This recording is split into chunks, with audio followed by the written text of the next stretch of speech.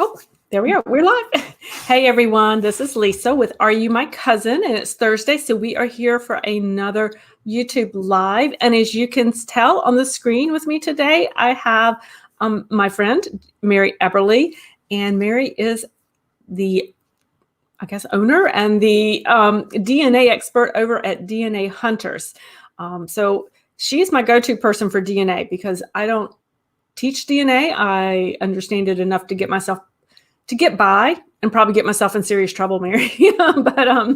But Mary's the one who is the go-to lady for that. So she's going to be talking with us today, and Mary's actually going to be coming on fairly regularly with us to talk about DNA about once a month. So I'm so excited because it is an area that Mary it's an area my readers do want to know about, but it's just not one that I'm actually specialized in. And it is very specialized, right?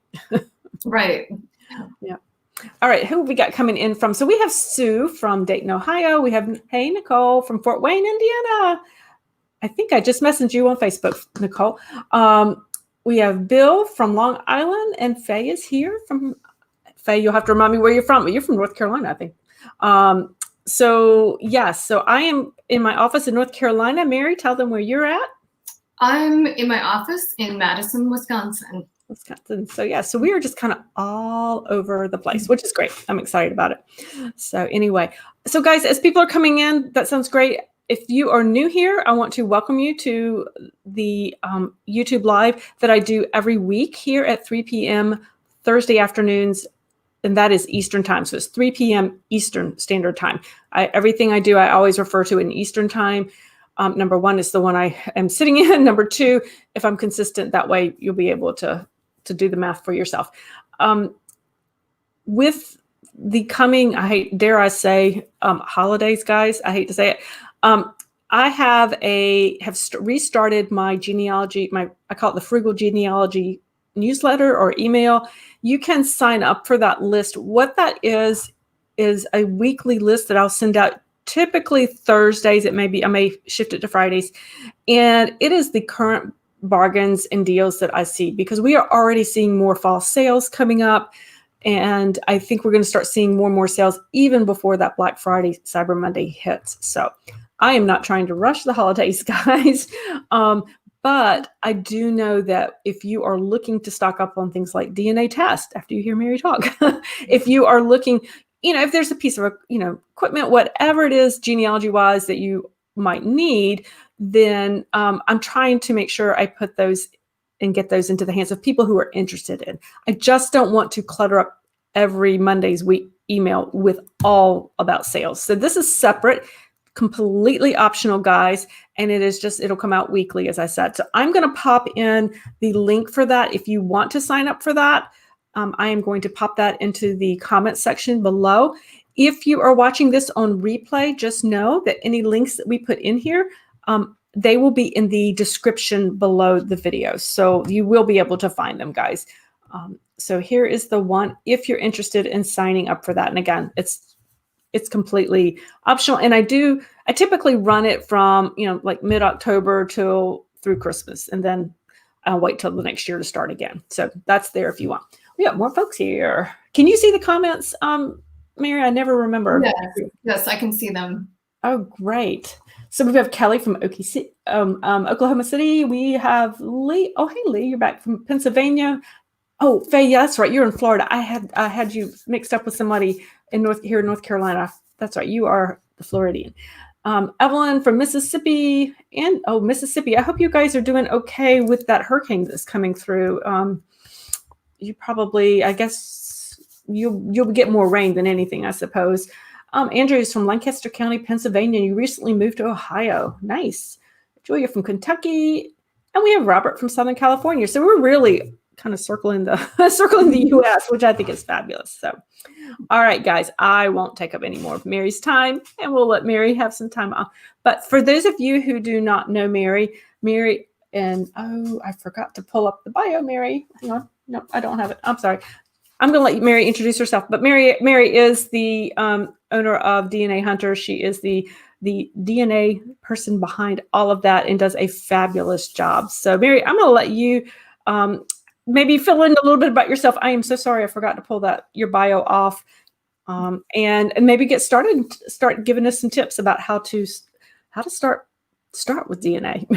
Okay, sure. So I'm Mary Eberle. I am the owner of DNA Hunters, and DNA Hunters provides a couple of things, and it's all about DNA, as you can tell from the name. We have the brand new DNA Hunters Society, which is a membership group. I also do one-to-one personal client research.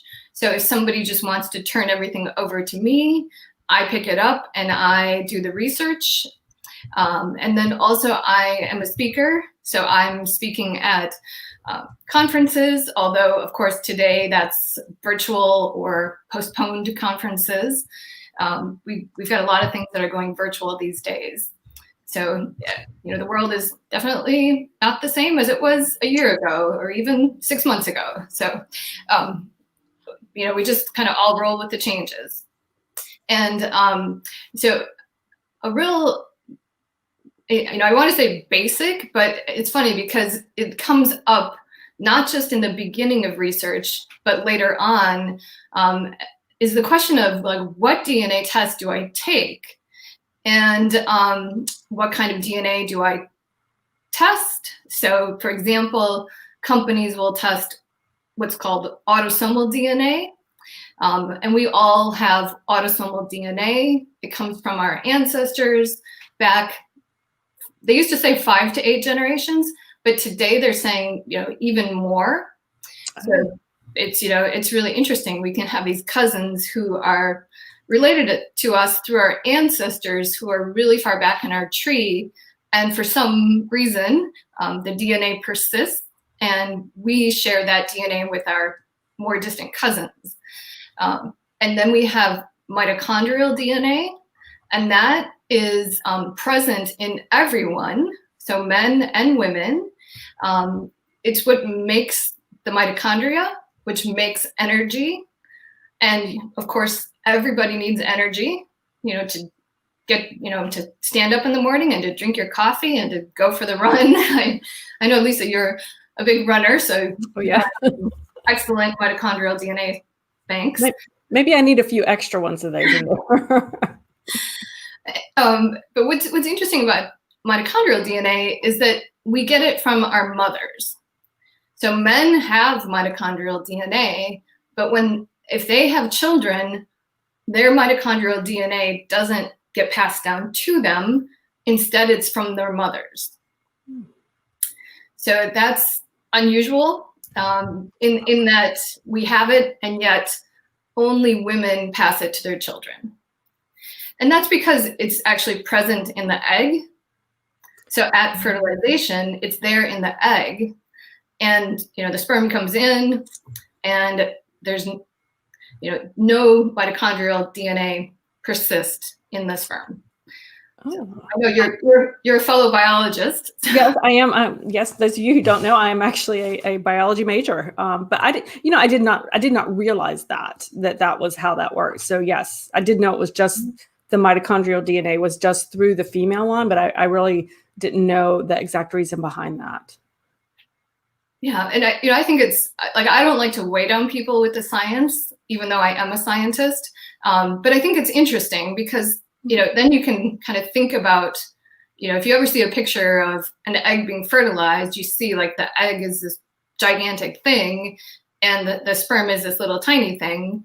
And, it's easier to wrap your head around like, well, there's a lot more room in that egg for mitochondrial DNA. Yeah. And, it just helps provide some background. Mm-hmm. And so the third kind of DNA that we can test is YDNA. That was actually the very first kind of DNA that was offered to be tested when companies started offering DNA tests for genealogy. So YDNA, men have YDNA, and they get it from their fathers, who get it from their fathers, and so on.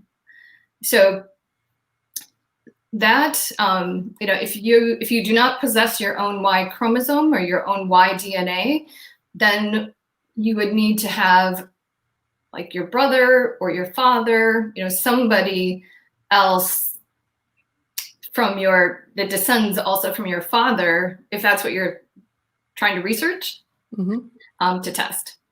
Are many people doing that these days? I mean, not company-wise, but are many people testing through the Y as much? I know early on when the Y was the way to go, as early, I know I had a research partner and we actually tested different men in the family. We actually solved our DNA mystery or our genealogy mystery that way. But I didn't know, I'm so glad that we did the Y, but I didn't know if I don't think people necessarily start there anymore, I guess is the question. But we're going to talk about that a little bit more. But yeah, so that was an interesting, I don't hear as much about the Y anymore. Right. And a lot of times we just talk about DNA testing, even in the commercials that you see on TV. And for the most part, they're talking about the autosomal DNA test, but they don't put that word in there all the time. But that's the kind of test that is offered, for example, by all of the DNA testing companies that we use. So for example, 23andMe, Ancestry, Family Tree DNA, and MyHeritage. So all of the testing companies test autosomal DNA.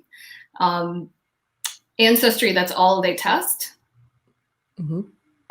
23andMe, they test your autosomal DNA, but they also, historically, and I say that because I think this just changed this week, they also test YDNA and mitochondrial DNA. Okay, so you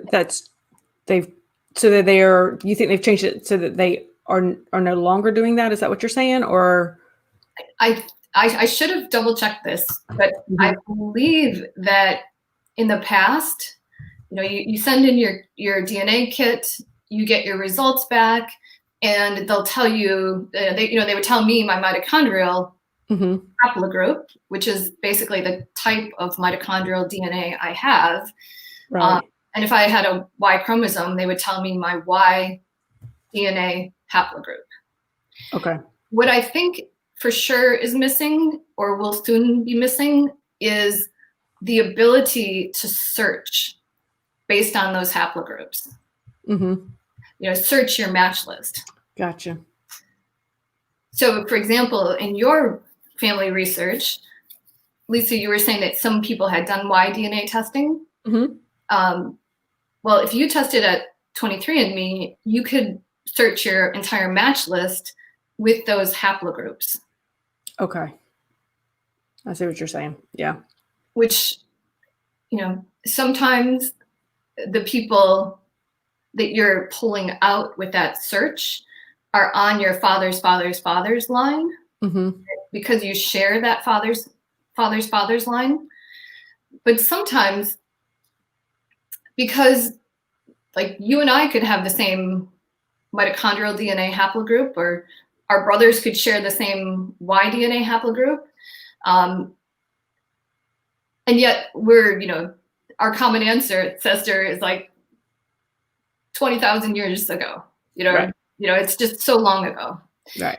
So that, I'm kind of getting into the weeds, but that feature can come in handy when you've got somebody and let's say you think that it's on the father's side, and you search for your YDNA haplogroup, and either they come up in that search, which would be evidence that was from your father's side, or they don't, which is good evidence that they are not from your father's side. Gotcha. So we have a couple questions coming in, and Sunny, we are actually going to be getting to this. So Sunny was asking, if you don't really understand how to use DNA, is there a reason to get the YDNA, especially because it's so expensive? You're not convinced you'll ever understand how to use it. So yeah, that actually is probably a good segue into to your next topic. Sure, sure. Well, I can tell you that for myself and my own research, it probably took me 3 years before I asked my brother to do YDNA testing, just because I was receiving a lot of answers from the autosomal results. Mhm. So, and like you say, if you're ordering it through family tree DNA, where it's a separate test, then it's expensive because you've got to pay them the money for that test. With 23andMe, because it's included, or at least historically was included, you weren't paying that extra money, but Mhm. you also you weren't getting as much as you were when you did YDNA testing at family tree DNA. Mhm. So that's so it sounds like YDNA is not really where you start Yes. anymore like it used to be. Okay. Right. So, Sunny, does that help? I think that she was asking, was there a reason to even do it? So I guess it's really once you exhaust all the other autosomal matches or not getting the results, then you might pursue the Y. Did I get that right? Right. I mean, sometimes you just want more information. If you're looking for somebody on that father's line, Mm-hmm. then it can be very helpful. If you do the test at family tree DNA, not only do they give you your haplogroup or your type of YDNA, Mm-hmm. they give you a match list. Right. And the matches, you look through those and you see, well, is there a certain surname that's popping up? I talked to a woman the other day, and because of the Holocaust, she did not know who her great-grandfather was. And I believe they changed names when they emigrated to the United States. And her brother had done a YDNA test. And when we looked through the list, there was a surname that popped up a couple of times. Mm-hmm. And I said, okay, that's great. Let's look and see, who those matches are. Right. Luckily, they had a tree. And when she clicked on it, the tree was there. And when she went up the father's line of this match, the person lived in the town where her family came from. Oh, wow. So that is, very promising, Mm-hmm. right? You've got to reach out to that person, find out more about his tree, to see if there, yes, indeed, is a connection. Right. That's good. That's an amazing. I love to hear stories like that. Right. Right. And it's not always that awesome. Like my brother's test, he was very kind. He tested for me, but he had 0 matches. Mm-hmm. He had 0 matches at the level I paid for. Mm-hmm. So sometimes you hear people talk about Y37, Y67, Y111, and I paid for the middle test. It's like Goldilocks. I thought, well, that's kind of, maybe we'll get some good results. Right. I paid for the 67, and it was probably $200 and some dollars.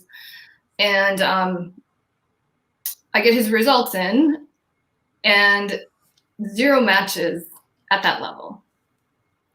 Mm. Like that. Yeah.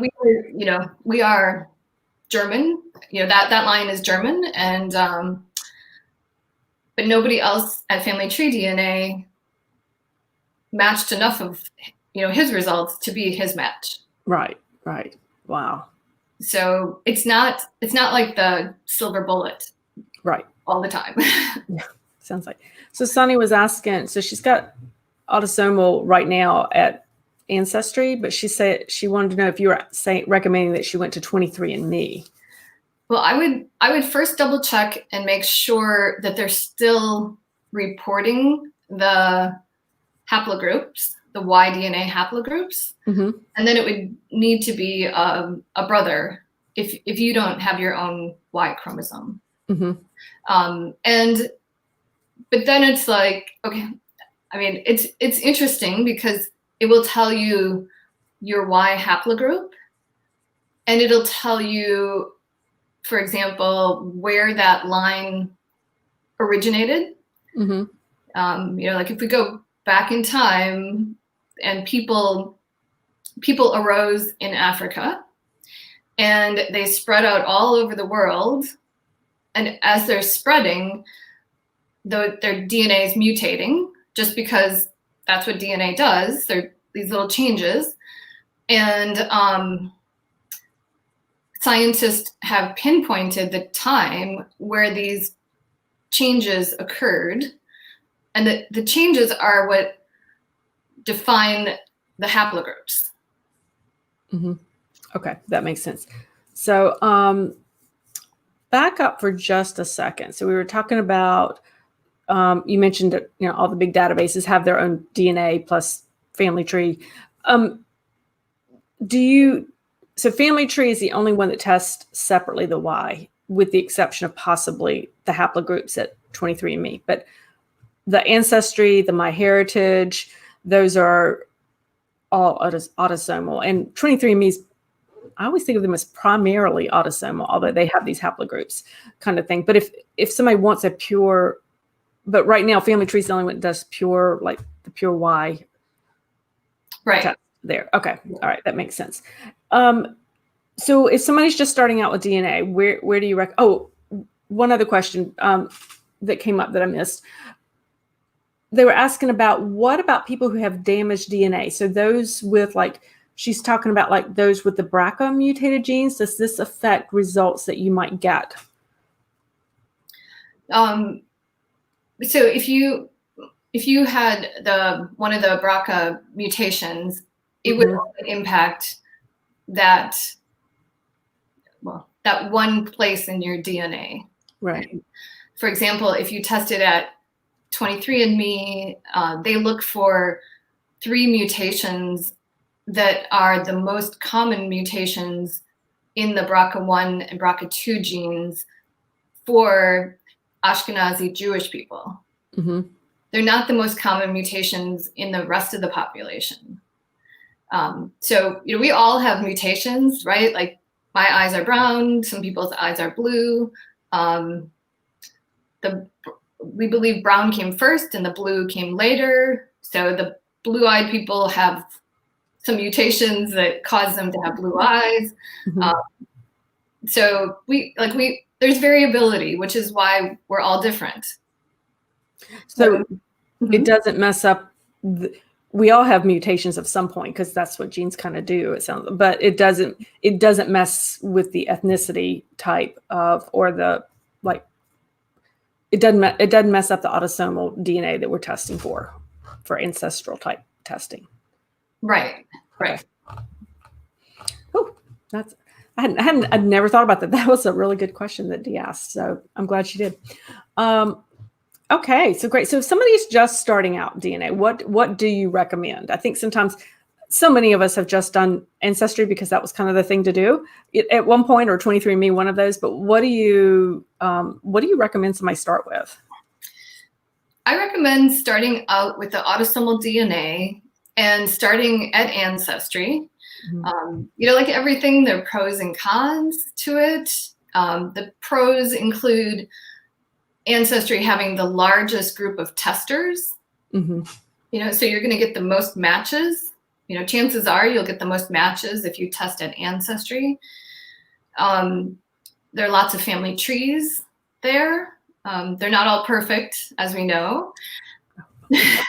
Don't trust the trees. Don't trust the trees. Verify everything. But the cons, of course, include, if you want to make full use of your results. So for example, if you want to click on your matches trees and see some more information about them than what they're showing you, then you have to pay for a subscription. Mm-hmm. So it's not like you just pay for the DNA test and you're done handing over your money to Ancestry. So that is a drawback. But at the same time, I feel like that's where I make the most progress. Mm-hmm.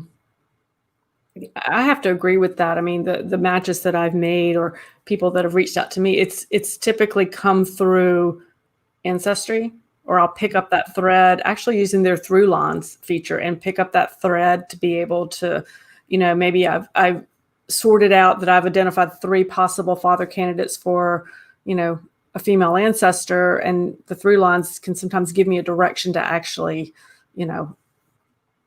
kind of order those guys as to priorities for research. So yeah, I have to concur with that and I think it's sheerly because of that large database that they have. Definitely. Right, and that's a great example of another pro of Ancestry, is that they have these nice tools to work with your DNA. So they don't have a chromosome browser, mm-hmm. which is a place to like look at the segments that you share with your matches. They don't show you which segments are shared. So okay.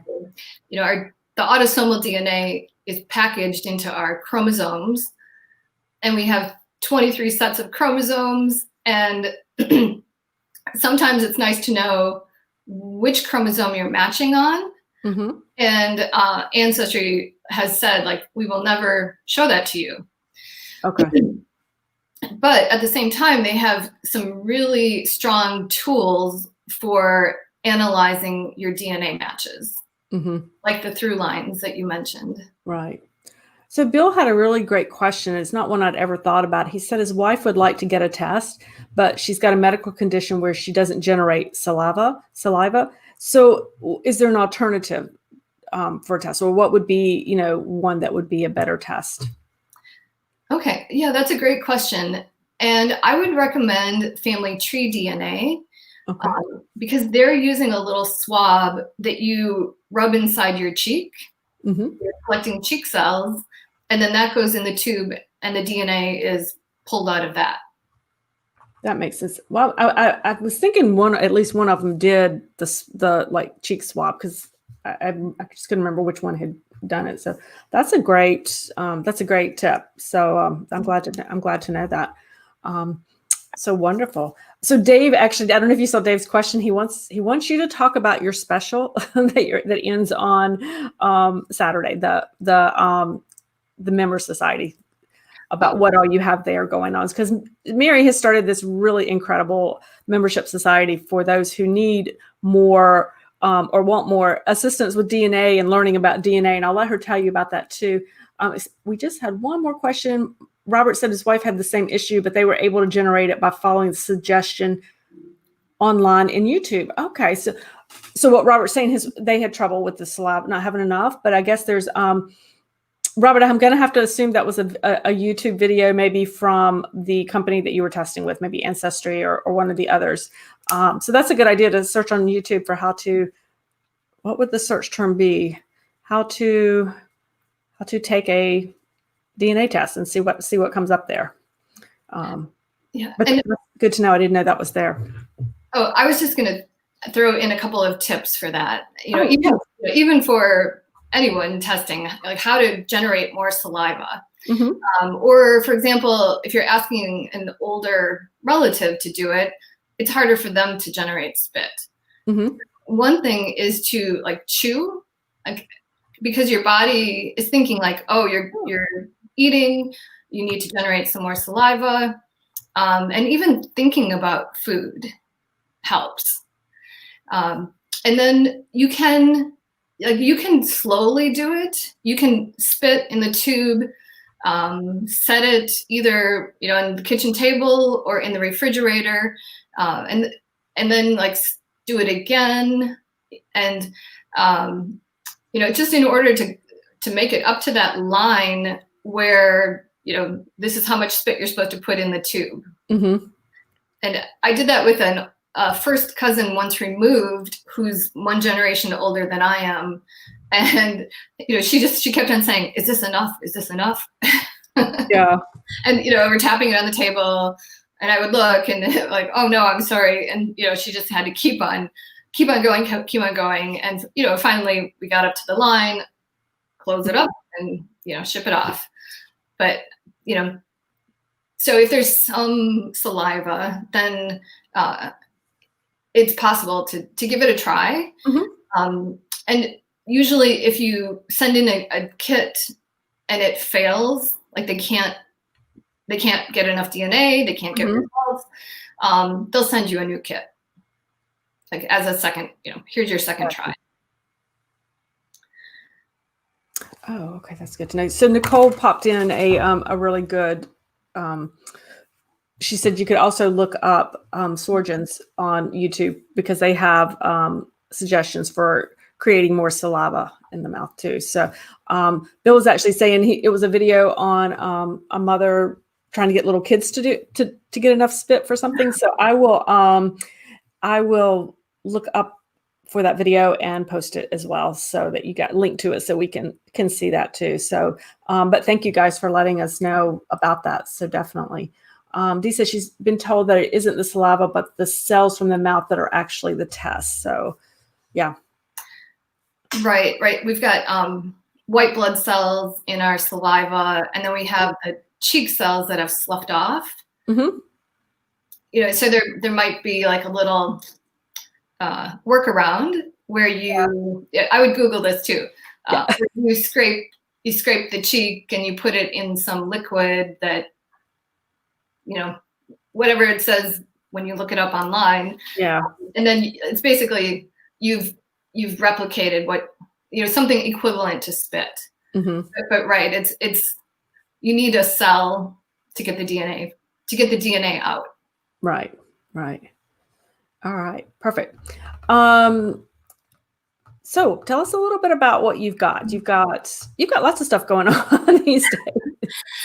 Well, the membership is called DNA Hunters Society, and it includes a video library. There are 17 videos in there currently.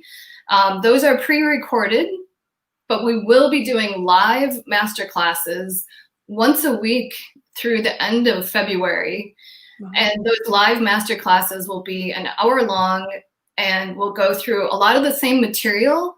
But as you can see from even today, where I said, oh, geez, 23andMe changed something this week. Oh my gosh, we need to see what's going on.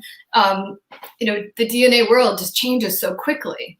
So I think it's really important to update those presentations so that we've got current material, and also it'll give the society members a chance to ask questions about the presentation and have a live interaction with me.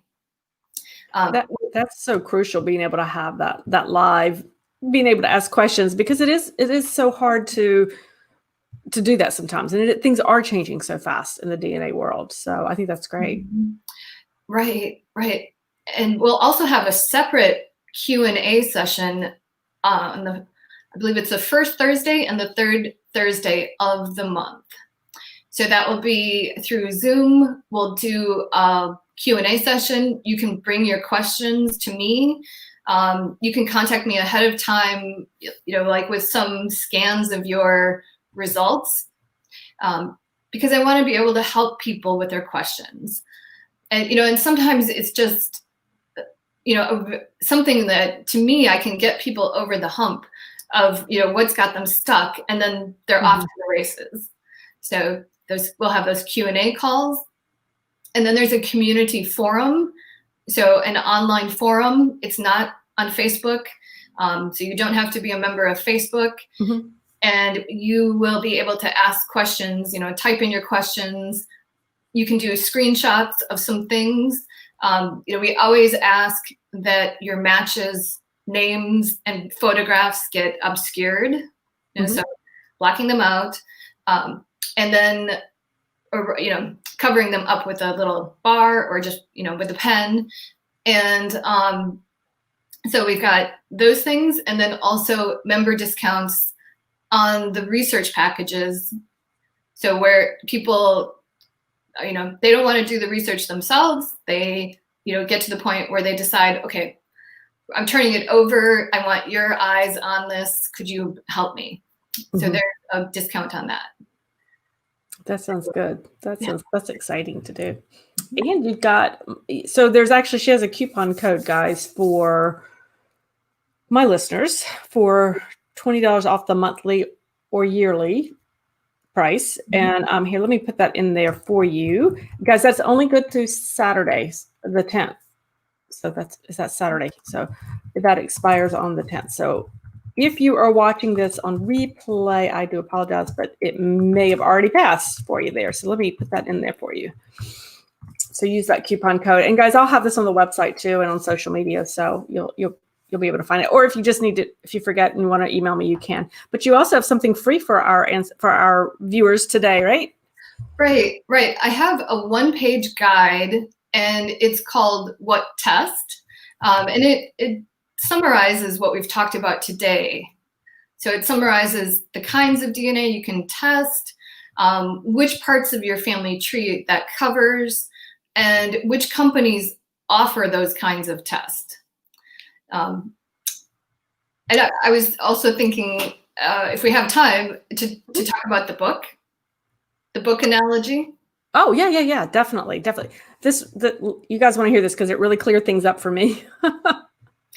Okay, so in terms of like keeping straight the different kinds of DNA that we can test, if you think about the YDNA, it's like a cover of a book. And if you think about the mitochondrial DNA, it's like let's see, which way am I going? The other cover. And then if you think about the autosomal DNA, that is like all the pages in between plus the two covers.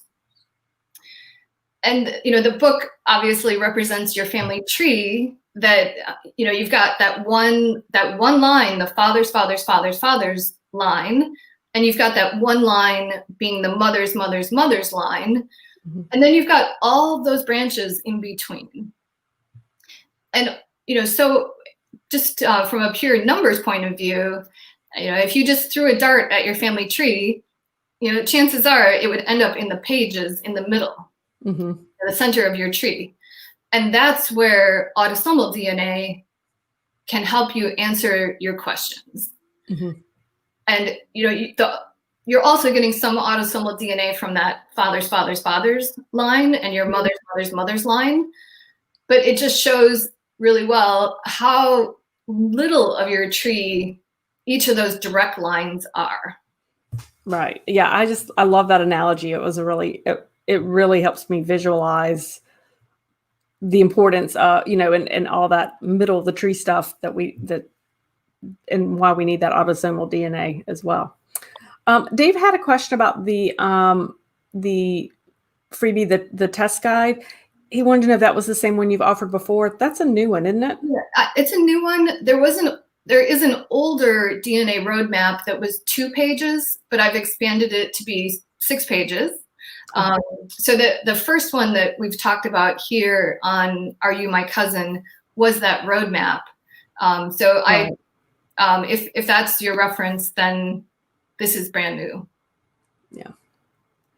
So I was sending you like that analogy too. I know it's a great analogy to really, it's like now I get that. So right. So often, like when I'm teaching and people come up to me and they say, okay, I have a family mystery and it's my father's mother's sister's brother, and like I'm trying to follow what kind of DNA should I use? And, the minute you get off once you go from a male to a female, you're probably going to use autosomal DNA. That's a good point. Yep. You're in the middle of the tree, or the middle of the book, I should say.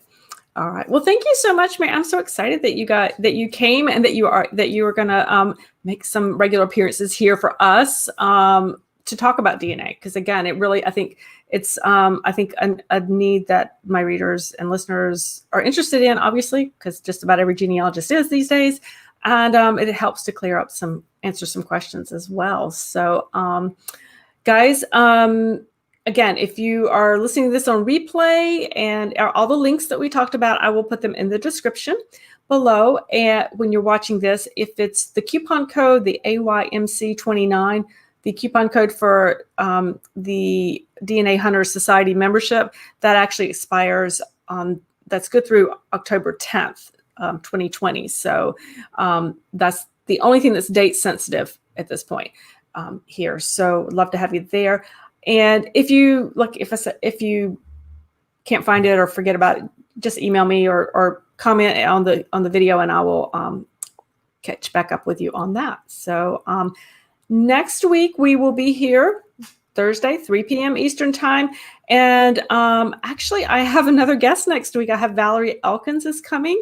She's recently written a book about writing our own family history and a journaling type perspective. So we're actually going to kind of go to a whole different topic in genealogy. And she's going to be here. And we're going to be talking about capturing our own stories and being able to make sure we're preserving our stories so that our future generations have those as well. I think sometimes we get so honed in to researching our ancestors that we forget to document our own history as well. I don't know. I know I do. I don't know about you, Mary, but I know I do. So anyway, so thank you, Mary, for coming. I really appreciate it. Oh, thank you, Lisa, and all the listeners. Oh, you're welcome. And we will see everybody next week. So have a great day, guys. Bye. Bye.